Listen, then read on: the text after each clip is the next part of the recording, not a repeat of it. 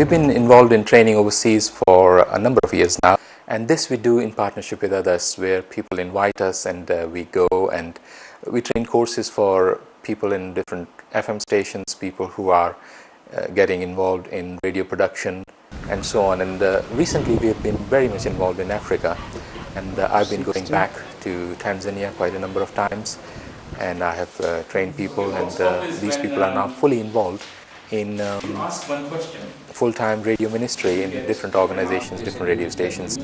And there are a number of radio stations opening in Tanzania, and people are getting involved in that. When I get the training, it helped me because I became more professional. I got the knowledge on how to produce good program, how to edit, how to announce, you see, how to present in a good way, in a conversational way. So really I can say that although it was inside me to be a good producer, but training has helped me to be more, or I can say it has sharpened me to be a good presenter, a good producer. Well, I think it started way back in 1965. Radio Worldwide at that time was in touch with a number of Christians in the UK who were interested in radio. Radio Worldwide at that point was able to start a radio training course, and they did that in conjunction with what was called the Evangelical Radio Alliance, which was what later became a radio part of Global Connections. So that was 65, and Phil Booth, the founder of Radio Worldwide, got us into training at that very early stage. Yeah, the reason we got into training really was that Phil felt that as a ministry we needed to follow the scriptural principle that you find in 2 Timothy 2:2, that the things that you've heard from reliable men, pass them on.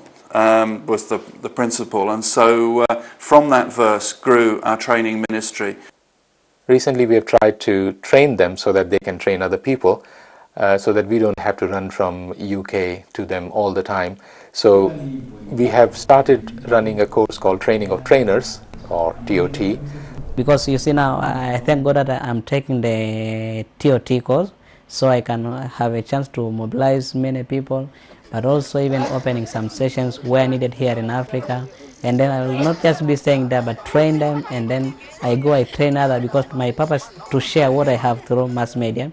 And it will not only be through me, but also through training others. Well, it all happened when Radio Worldwide moved up to be where we are now in Rothwell near Leeds. And from here, it proved to be a base from which we could go out. And the first place we went out was a team of 3 of us, went out to Nigeria. And it was a thrill to be involved in helping the Baptist Church in Nigeria with some training so that their media people could use the medium of radio more effectively.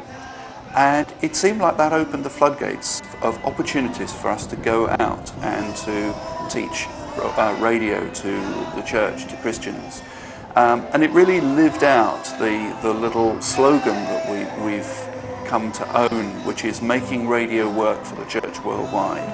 And it just has been such a privilege to be involved in doing that, in actually going out to various parts of the world where Christians want to use radio, helping them, giving them the skills, empowering them to communicate the gospel in a way that only they can with their people around them, and us simply giving them the tools to do that. And it's been a thrill to be involved in that.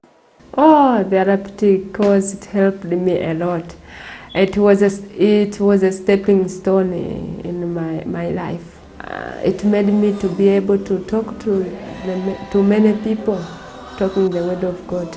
I also now know many people.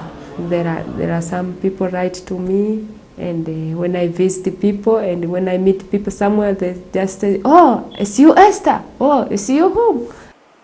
We have partnership with Radio Africa Network, which allows us to go into different African countries to train people, and most of the courses are run on location, but sometimes they have organized courses in South Africa, where a number of people are invited to South Africa, and we run 2 or 3 different courses, maybe one basic, one advanced, one on digital recording and editing on Cool Edit, and I've also run courses on management to tell people how to manage a radio station, because it's so new to them and they really don't know what's involved in it. I think trainings should be conducted, and it should be for both workers, I mean those people who work with the radio as radio producers, and also those who wish to become radio producers, because they will know how to produce new things. They'll not just be copying. So trainings should be conducted. We've tried to do quite a lot of work on how radio works as a medium and how people can use it creatively. And so we've introduced people to the idea of interviews, stories, dramas, discussions, as well as talks, which of course very often we in the church are quite good at. So we've been teaching some of the uses of radio, but we've also been going into the technology of radio. Again, we have good experience, we try to keep ourselves up to date, and so we've been able to go out and help people make the transition from one technology to the next. And we had a lot of activity over the few years when radio started to move into the digital domain, and so we were able to help people make that transition using tools like Cool Edit, which is editing audio on a computer. A lot of changes are happening day to day, so at least we need to move with the changes of the time. Yeah, you see, like now maybe we are in Cool Edit. You see, but some of I can say it is fortunate for us. We have Cool Edit. We are working now with the computer. We are working with the digital multi-track and so forth. But to other stations, there's a problem, I can say. The whole idea of Radio Worldwide Training is to empower people, so that people can be empowered to proclaim the Word of God and to really present the Word of God in such a way which is acceptable to people who otherwise would not listen to the gospel.